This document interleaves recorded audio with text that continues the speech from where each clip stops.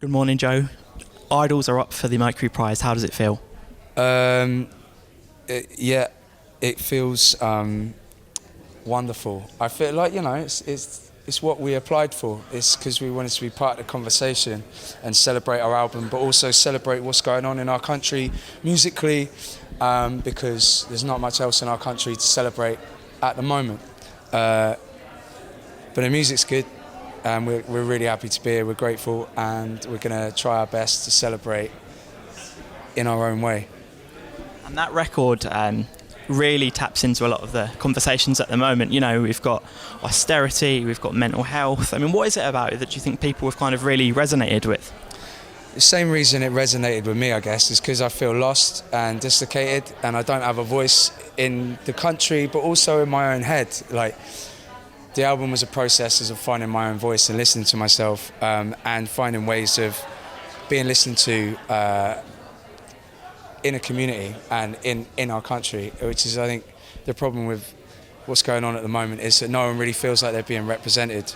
And this second album, Joy, was about representing yourself internally, finding your own voice, and then kind of communicating that with others. And how do you think that's going to change, or do you think it's going to worsen under Boris Johnson? I mean, we're 2 in. Are you kind of fearful for what's happening next? Or?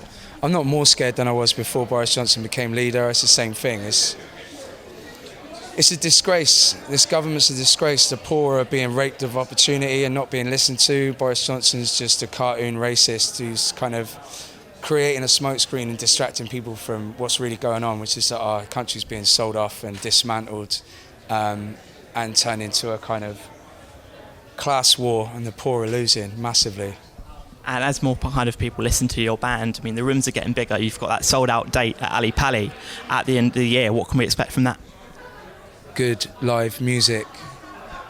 Well, we're going to have, I don't know, IDLES with confetti. You're going to go on full showman. I see, yeah.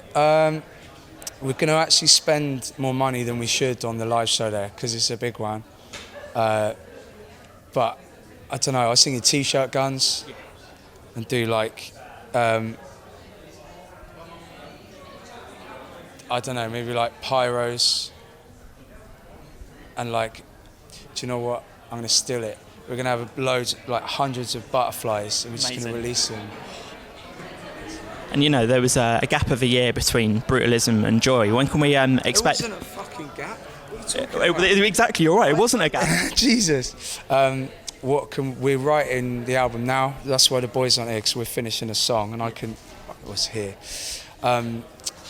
And then we're recording album 4 in September, and then we're going to release it, and release it like a box of butterflies.